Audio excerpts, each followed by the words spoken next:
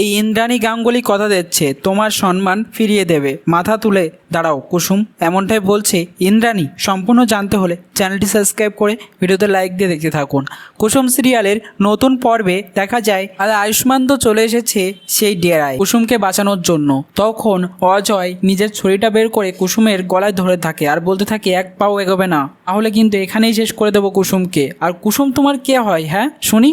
তোমার বাড়ির কাজের মেয়ে জন্য এত টান কেন তোমার? ওর সঙ্গে হয়তো কিছু আছে তোমার। তখন আয়ুষ্মান রেগে মেগে বলতে থাকে একদম বাজে কথা বলবে না, চুপ করো তুমি। এখন অজয় আরও ভয় দেখালে ছুরি নিয়ে আয়ুষ্মান বলে ঠান্ডা হও, আমি পিছিয়ে যাচ্ছি তোমার কথা শুনে। এই বলে পিছতে গিয়ে একটা ডান্ডা পেয়ে সেই ডান্ডাটা তুলে বলতে থাকে কুসুম, এই বলে চেঁচিয়ে বাড়ি মারে এক অজয়ের মাথায়। অজয় লুটিয়ে পড়ে মাটিতে। তখন আয়ুষ্মান আর গায়ের উপরে বসে ধুমধাম করে মারতে থাকে।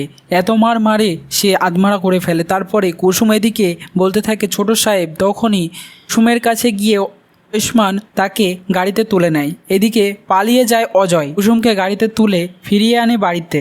গাড়ি থেকে নামতেই ঈশান এসে বলে জাদুকর তুমি ঠিক আছো তো? তোমার কিছু হয়নি তো? কথা বলো প্লিজ। তখন কুসুম চুপচাপ থাকে এবং বাড়িতে শঙ্কর কাকা অর্থাৎ কুসুমের বাবা সহ দীপালি আন্টি সবাই দাঁড়িয়ে রয়েছে। তখন কুসুম চলে এসেছে বাড়িতে। এদিকে ঘন্টু তো কুসুম বলে ডেকে ওঠে তার দিদি বাড়ি চলে এসেছে। কুসুমের বাবা উঠে গিয়ে সঙ্গে সঙ্গে কান্না করতে থাকে আর বলতে থাকে আমার ভুল, সবটা আমার ভুল। আমি নিজেই তোকে ওই বিপদের হাতে ফেলে দিয়েছিলাম। ওই ছেলেটা যে এত খারাপ আমি জানতাম না। তাড়াতাড়ি বিয়ে দিয়ে আমি খুব ভুল করে ফেলছিলাম, আমাকে তুই ক্ষমা করে দে মা। এদিকে ঈশান খুব রেগে যায় যে আমাদের বাড়ির প্রত্যেকটা স্টাফই হচ্ছে গুরুত্বপূর্ণ, তাদের দিকে চোখ তুলে তাকিয়েছে, ওই অজয়ের চোখ আমি ছিঁড়ে ফেলে দেবো, ও কোথায়? তখন আয়ুষ বলতে থাকে তুমি এতটা আপসেট হয়ে যাচ্ছিস কুসুমের জন্য? তখন ঈশান বলে হ্যাঁ হয়ে যাচ্ছি, জাদুকর আমার জন্য সব কিছু। কারণ জাদুকর আমাকে শিখিয়েছে ছেলে এবং মেয়ে বন্ধু হতে পারে, তাদের মধ্যে কোনো খারাপ ইন্টেনশন থাকতে পারে না। আর আমি যেটা করতাম আগে সেটা খুব খারাপ। হয়তো মেয়েদেরকে ইউজ করে সারাক্ষণের জন্য কিছু সময় কাটাতাম, মজা নিতাম, সেটা কিন্তু একদমই ঠিক নয়। কুসুম আমাকে আঙুল দিয়ে শিখিয়েছে, যেটা কেউ পারেনি ভাইটার। এখন আয়ুষ্মান মনে মনে খুব খুশি হয়ে ঈশানকে জড়িয়ে ধরে আর বলতে থাকে সত্যি কুসুম সত্যি জাদুকর। এদিকে কুসুমের বাবা কুসুমকে বলতে থাকে সব দোষ আমার আমার আমার এই বলে তার নিজেকে নিজেই চড় মারতে থাকে হাত দিয়ে।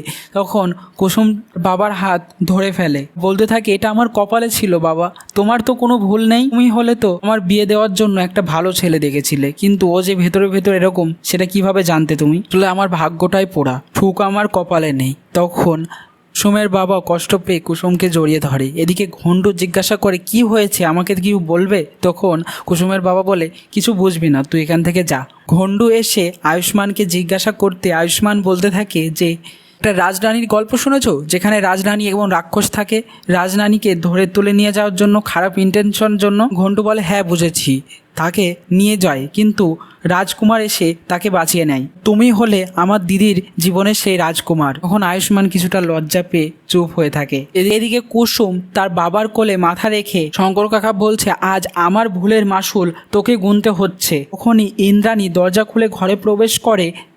কুসুমের বাবা উঠে দাঁড়ায় আর কুসুমের বাবা বলে কর্তামা। ইন্দ্রাণী বলতে থাকে কুসুমকে কুসুম তুমি মাথা তুলে দাঁড়াও, তুমি মাথা নিচু করে থাকার মতো কোনো কাজ করনি, আমি তোমার হারানোর সম্মান ঠিক ফিরিয়ে দেব, তুমি মাথা তুলে দাঁড়াও। কেমন লাগলো কমেন্টসে জানিয়ে এখনই সাবস্ক্রাইব করে নাও। ধন্যবাদ।